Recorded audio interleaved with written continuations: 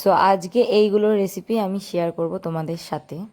তো hello and hi everyone, তোমরা সবাই কেমন আছো জানিও।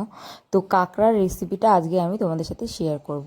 প্রথমে কড়াইতে সর্ষের তেল দিয়ে দিয়েছি, তেলটা গরম হয়ে যাবে, তারপর দিয়ে দেবো হচ্ছে পেঁয়াজ। পেঁয়াজটাকে মোটামুটি ভেজে নেব। তো তোমরা কারা কারা কাঁকড়া খেতে ভালোবাসো আমাকে কিন্তু জানিও, আর তোমরা রেসিপিটা অবশ্যই ট্রাই করো, আর কেমনভাবে ছাড়াই সেটাও দেখাবো। তো নুন হলুদ মাখিয়ে এখানে রেখে দিয়েছিলাম কাঁকড়াটা।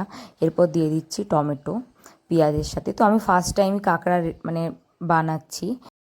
তো পেঁয়াজ টমেটোটা মোটামুটি ভালো করে ভেজে নেওয়ার পর আলুটা দিয়ে দেবো, অল্প করেই ভেজে, তার সাথে মানে সব একসাথেই আর কি ভাজা হবে। তো এই রেসিপিটা সৌম্যর বাবাই বলে দিচ্ছিল, তো আমি ওই অনুযায়ী বানাচ্ছিলাম। তো তোমরা যারা যারা চিনো সৌম্যর বাবাকে তারা চিনবে, আর যারা চেনে না সেটা সাসপেন্সেই থাক, পরে বলবো। তো এই নুন হলুদ মাখানো কাঁকড়াটাকেও আমি দিয়ে দিচ্ছি। এবারে এই কাঁকড়াটাকে ভালো করে কষতে হবে, যেমন আমরা চিকেন কষি। তো চিকেনটা যেমনভাবে কষি তো সেরকমভাবে এই কাঁকড়া আলু পেঁয়াজ সব একসাথে ভালো করে কষতে হবে, যাতে আলুও সেদ্ধ হয়ে যায়, কাঁকড়াটাও ভালো মতো আর কি ভিতরে চলে যায় মশলা। আর এবারে আমি দিয়ে দেবো হচ্ছে আদা রসুনের পেস্ট। আদা রসুনের পেস্টটা কিন্তু ভালো করে এর সাথে কষিয়ে নিতে হবে, গন্ধটা যাতে আদা রসুনের গন্ধটা না ছাড়ে। একটুখানি কষে নেওয়ার পরে তারপরে আমি আস্তে আস্তে একে একে মশলাগুলো দেবো। তো এই যে আমি একটু কষিয়ে এবারে চলে এসেছি। এবারে দিয়ে দিচ্ছি হচ্ছে নুন, তোমরা পরিমাণ মতো বুঝে দেবে। তারপর দিয়ে দিচ্ছি হচ্ছে হলুদ। এরপর একটু নেড়ে নেওয়ার পরে দিয়ে দেবো হচ্ছে লঙ্কার গুঁড়ো। তো একটু নেড়ে নিলাম, তারপর দিয়ে দিচ্ছি আমি 3 চামচ লঙ্কার গুঁড়ো। যারা ঝাল খেতে পছন্দ করো তারা কিন্তু এতটা দেবে, নালে তোমরা টেবিল স্পুন মানে এই অনুযায়ী টিস্পুন অনুযায়ী তোমাদের 2 চামচও দিতে পারো। তারপর আমি দিলাম হচ্ছে জিরের গুঁড়ো। জিরের গুঁড়ো 1 চামচ, ধনের গুঁড়ো 1 চামচ। বাড়িতে অনেকেরই থাকে এরকম, তো মশলাদানির এতে যে চামচটা থাকে সেই অনুযায়ী আমি জিরের গুঁড়ো 2 চামচ আর একবার দিয়ে দিলাম।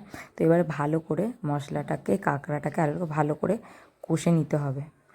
তো এরপর আমি অল্প অল্প করে জল একটুখানি জল দিলাম, কারণ কিনা নালে জড়িয়ে যাচ্ছিল। আমি এরপর ভালো করে এটাকে কষে নেব।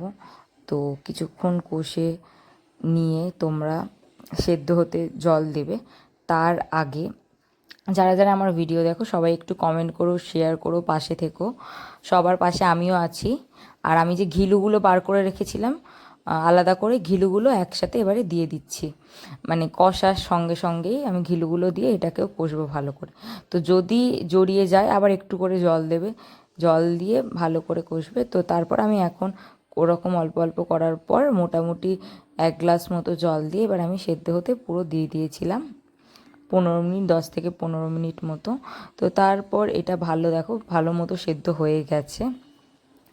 এরপর এটা পুরোপুরি সেদ্ধ হয়ে গেছে। এরপর আমি লাস্টে একটা বাটিতে তুলে রেখে তার মধ্যে গরম মশলা দিয়ে দেবো। অবশ্যই ট্রাই করো, কেমন হয়েছে জানিও। থ্যাংক ইউ সবাইকে।